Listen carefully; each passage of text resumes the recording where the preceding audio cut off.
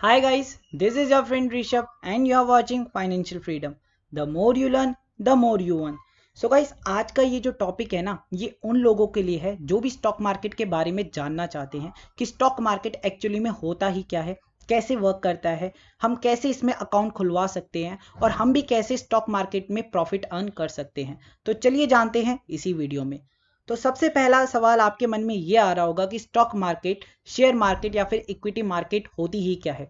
तो stock market एक market होती है जहां पे भी हम कंपनी के शेयर्स बाय या फिर सेल कर सकते हैं। कंपनी के शेयर्स बाय या फिर सेल करने से मतलब क्या है? कंपनी के शेयर्स बाय करने से यहाँ पे मतलब ये है कि अगर हम किसी भी कंपनी के शेयर्स बाय करते हैं तो हम उस कंपनी में अपनी कुछ परसेंट की हिस्सेदारी खरीद रहे हैं। इसका मतलब ये है कि अगर जाके आगे कंपनी को कुछ भी प्रॉफिट होता है तो कंपनी उस प्रॉफिट का कुछ परसेंटेज मुझे भी देगी, क्योंकि मैं भी उस कंपनी का यहाँ पे एक तरह से कुछ परसेंटेज का ऑनर बन जाता हूँ। तो यहाँ पे हल्का सा डिफरेंस होता है स्टॉक मार्केट और शेयर मार्केट में, वो इतना जरूरी नहीं है पर फिर भी हम जान लेते हैं। स्टॉक मार्केट में हम शेयर्स के साथ साथ बॉन्ड्स, डेरिवेटिव्स और म्यूचुअल फंड्स भी खरीद या फिर बेच सकते हैं, और शेयर मार्केट्स में इन जनरल सिर्फ कंपनी के शेयर्स ही हम खरीद या फिर बेच सकते हैं। हम शेयर मार्केट को एक इजी एग्जाम्पल से समझते हैं। मान लो कि आपको एक कंपनी खरीदनी है या फिर खड़ी करनी है और उसके लिए आपको 50,000 रुपीज की जरूरत है। अब आपके पास 50,000 रुपीज नहीं है तो आप अपने फ्रेंड के पास जाते हो और उसे बोलते हो कि 50% तू इन्वेस्ट कर और 50% मैं इन्वेस्ट करता हूं, दोनों मिलकर इस कंपनी को खड़ी करते हैं या फिर खरीदते हैं। तो दोनों आप उस कंपनी में 50-50% इन्वेस्ट कर देते हो। तो आगे जाके अगर उस कंपनी में कुछ भी प्रॉफिट होता है तो आपका वो जो प्रॉफिट है, तो आपको अपने प्रॉफिट का 50% अपने फ्रेंड को भी देना पड़ेगा, क्योंकि आपका जो यहाँ पे फ्रेंड है वो भी उस कंपनी का 50% का मालिक बन जाता है। इसी चीज को जब हम बड़े लेवल पे समझते हैं, जहां पे आप अपनी कंपनी के शेयर्स बेचने अपने फ्रेंड के पास ना जाकर ऑल ओवर वर्ल्ड के पास चले जाते हो, इसी को हम कह देते हैं स्टॉक मार्केट या फिर शेयर मार्केट।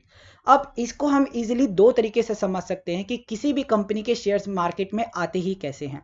तो जब भी किसी कंपनी को अपने कंपनी के शेयर्स सेल करने पड़ते हैं, क्यों करने पड़ते हैं? मान लो कि उसे फंड रेज करना है किसी भी रीजन की वजह से और उसके लिए वो अपने कंपनी के शेयर्स सेल करती है, तो उसके लिए कंपनी अपने शेयर्स का एक प्राइस रेंज सेट करती है, जिसका एक लोअर प्राइस होता है और एक अपर प्राइस होता है।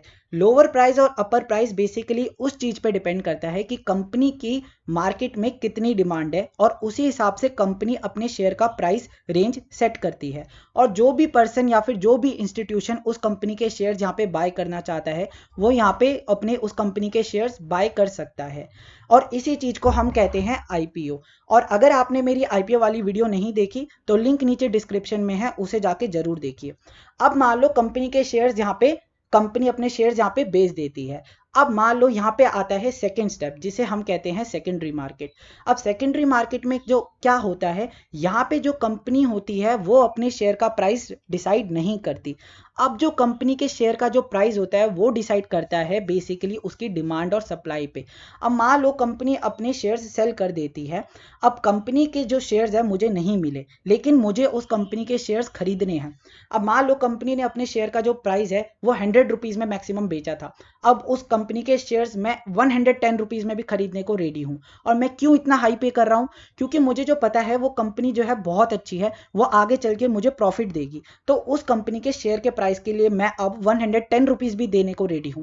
तो ऐसे करके जो कंपनी का जो शेयर का जो प्राइस है अब जाके अप और डाउन होता रहता है। इस चीज को हम कहते हैं सेकेंडरी मार्केट। मतलब प्राइमरी मार्केट में कंपनी जो होती है वो अपने शेयर का प्राइस डिसाइड करती है और अपने शेयर्स को, अपने कंपनी के शेयर्स मार्केट में बेचती है।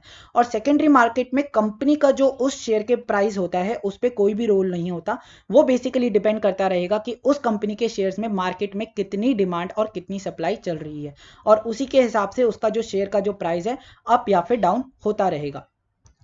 अब हमें स्टॉक्स खरीदने या फिर शेयर्स खरीदने के लिए एक जगह होती है जिसे हम कहते हैं बेसिकली स्टॉक एक्सचेंज। हर एक कंपनी का अपना अपना स्टॉक एक्सचेंज होता है। वैसे ही स्टॉक एक्सचेंज इंडिया का भी है। इंडिया के बेसिकली दो स्टॉक एक्सचेंज है, एक बीएससी और दूसरा एनएससी। बीएससी का बेसिकली फुल फॉर्म है बॉम्बे स्टॉक एक्सचेंज और एनएससी का है नेशनल स्टॉक एक्सचेंज। बीएससी और एनएससी दोनों पे ही बहुत सारी कंपनीज लिस्टेड है। अब मुझे जानना है कि मान लो बीएसई में इतनी सारी जो कंपनीज लिस्टेड है कि आज वो कैसा परफॉर्म कर रही है। तो उसके लिए जो टर्म हम यूज करते हैं बेसिकली उसे हम कहते हैं सेंसेक्स। और मुझे मान लो जानना है कि एनएससी पे जो कंपनीज लिस्टेड है वो आज कैसा परफॉर्म कर रही है, उसके लिए हम टर्म यूज करते हैं निफ्टी। निफ्टी को हम नेशनल प्लस 50 भी जानते हैं। क्यों जानते हैं, चलो जानते हैं इसी में। अब सेंसेक्स का बेसिकली मतलब क्या है? सेंसेक्स ये शो करता है कि बीएसई में जितनी भी कंपनीज लिस्टेड है उसकी टॉप 30 कंपनीज आज कैसा परफॉर्म कर रही है। मतलब कि अगर सेंसेक्स एक जो होता है वो बेसिकली एक न्यूमेरिकल नंबर होता है। अगर सेंसेक्स आज बढ़ रहा है तो इसका बेसिकली मतलब ये है कि ये जो टॉप 30 कंपनीज है जितनी भी सेंसेक्स में लिस्टेड है वो आज काफ़ी अच्छा परफॉर्म कर रही है। वैसे ही एनएससी में मुझे जानना है कि कंपनीज कैसा परफॉर्म कर रही है, उसके लिए है निफ्टी। निफ्टी में हम बेसिकली टॉप 50 कंपनीज देखते हैं कि टॉप 50 कंपनीज जो एनएससी में लिस्टेड है वो आज कैसा परफॉर्म कर रही है। अगर निफ्टी का प्राइस बढ़ रहा है, निफ्टी भी एक न्यूमेरिकल नंबर होता है, अगर निफ्टी का प्राइस बढ़ रहा है तो बेसिकली हम कहेंगे कि आज जो मार्केट है वो बढ़ रही है। और जो सेंसेक्स भी बढ़ रहा है तो आज मार्केट मतलब बढ़ रही है।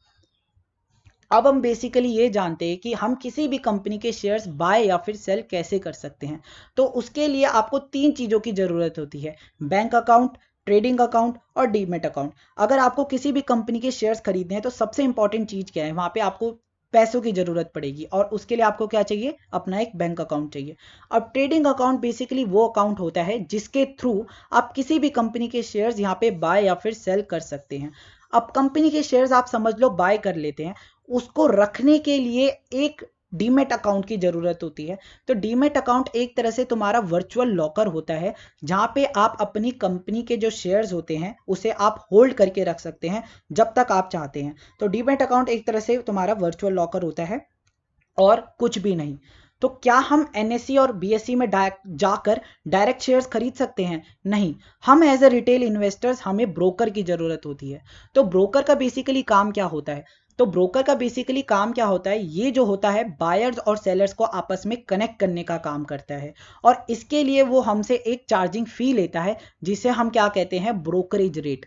तो जो ब्रोकर्स जो होते हैं वो तुम्हारे बैंक्स भी हो सकते हैं, लेकिन यहाँ पे नुकसान ये होता है कि जो बैंक्स होते हैं वो जनरली बाकी मैं ब्रोकर से कंपेयर कराऊं तो वो ज़्यादा ब्रोकरेज रेट लेते हैं। लगभग वो जो होता है वो 1% के अराउंड लेते हैं। और यहीं पे बहुत सारे ब्रोकर्स और हैं, जैसे कि अगर मैं एग्जांपल लूँ तो एंजल ब्रोकिंग, मोतीलाल ओसवाल और जीरोधा, ये इन कंपैरिजन टू बैंक्स ये कम ब्रोकरेज रेट लेते हैं।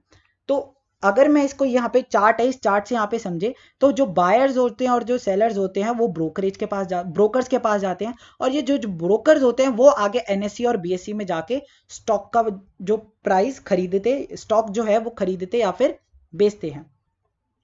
अब जो सबसे इंपॉर्टेंट क्वेश्चन यहाँ पे ये आता है, क्या हमें स्टॉक मार्केट में इन्वेस्ट करना चाहिए? स्टॉक मार्केट में हमें इन्वेस्ट करना चाहिए अगर आप उस कंपनी में ब्लाइंडली इन्वेस्ट नहीं कर रहे। इसका मतलब क्या है? स्टॉक मार्केट में सबसे बड़ी लोग गलती क्या करते हैं, इसमें हल्का सा हम जान लेते हैं। सबसे पहली बात, स्टॉक मार्केट में लोगों को जनरली मैंने ये कहते हुए सुना है कि हम यहाँ पे ट्रेडिंग करेंगे। अगर आपको ट्रेडिंग नहीं करनी चाहिए अगर आपको मार्केट की टेक्निकल नॉलेज नहीं है, क्योंकि ट्रेडिंग का मतलब क्या होता है? ट्रेडिंग का बेसिकली मतलब ये होता है कि आप किसी भी कंपनी के शेयर्स सेम डे में बाय और सेम डे में सेल कर देते हैं। तो अगर मार्केट में आज के दिन में ही जितना फ्लक्चुएशन आता है आप उसमें अपना प्रॉफिट या फिर लॉस बुक करते हैं। तो अगर आपको टेक्निकल नॉलेज नहीं है तो आप इतना इंटरप्रिटेट नहीं कर सकते कि आज जो है मार्केट का जो प्राइस है या फिर किसी भी शेयर का प्राइस जिसमें आप इन्वेस्ट करना जा रहे हैं वो आज बढ़ेगा या फिर कम होएगा। तो इन जनरल अगर आप मार्केट में न्यू है तो हमें ट्रेड नहीं करना चाहिए, हमें इन्वेस्ट करना चाहिए। इन्वेस्ट का मतलब बेसिकली क्या होता है? इन्वेस्ट का मतलब क्या होता है, आप किसी भी कंपनी पे आपको भरोसा है, बहुत सारी कंपनीज है मार्केट में लिस्टेड जो कि हर ईयर ऑन ईयर आपको एक कंटिन्यूसली एक प्रॉफिट देती रहती है। तो आप उस कंपनी में इन्वेस्ट कर सकते हैं लॉन्ग टर्म के हिसाब से, क्योंकि लॉन्ग टर्म में आपको पता है कि ये जो कंपनी है इसका जो प्रॉफिट है वो बढ़ेगा ही बढ़ेगा। तो हमें इन जनरली मेरा मानना ये है कि हमें कंपनी में इन्वेस्ट करना चाहिए ट्रेड करने की वजह। ट्रेड भी करना चाहिए अगर आपको टेक्निकल नॉलेज है तो ही करना चाहिए। और दूसरी चीज़ें ये है कि हमें टिप्स पे नहीं जाना चाहिए। ज़्यादातर लोग गलती क्या करते हैं मार्केट में इन्वेस्ट करते समय, वो बेसिकली टिप्स पे जाते हैं कि भाई आज मार्केट में यू न्यूज़ है, इसका प्राइस बढ़ने वाले, जल्दी से इन्वेस्ट कर दो, और लोग वहाँ पे फंस जाते हैं क्योंकि तुम नहीं जान सकते कि आने वाले 1-2 हफ्तों में किसी भी शेयर का प्राइस अप जा सकता है, ये डाउन जा सकता है, अगर आपको यहाँ पे टेक्निकल नॉलेज नहीं है। और तीसरी सबसे बेटर चीज़ क्या है, हमें किसी भी स्टॉक में इन्वेस्ट करने से पहले हमेशा हमें उस पर रिसर्च करनी चाहिए। हमें कंपनी की फाइनेंशियल रिपोर्ट्स हमेशा देखनी चाहिए कि कंपनी जो है ईयर ऑन ईयर पे हमें कैसा प्रॉफिट दे रही है, ईयर ऑन ईयर पे कंपनी का जो रेवेन्यू है क्या वो बढ़ रहा है, ईयर ऑन ईयर पे क्या कंपनी का जो प्रॉफिट है वो बढ़ रहा है। अगर ऐसा है तो तुम यहाँ पे ट्रस्ट कर सकते हो कि जो कंपनी है वो ग्रोइंग स्टेज में है, तभी तो उसका प्रॉफिट बढ़ रहा है हर साल, और यहाँ पे तुम उस कंपनी में इन्वेस्ट कर सकते हो। अगर तुम्हें ये वीडियो अच्छी लगी, please like my channel and also subscribe my channel, and thank you for watching.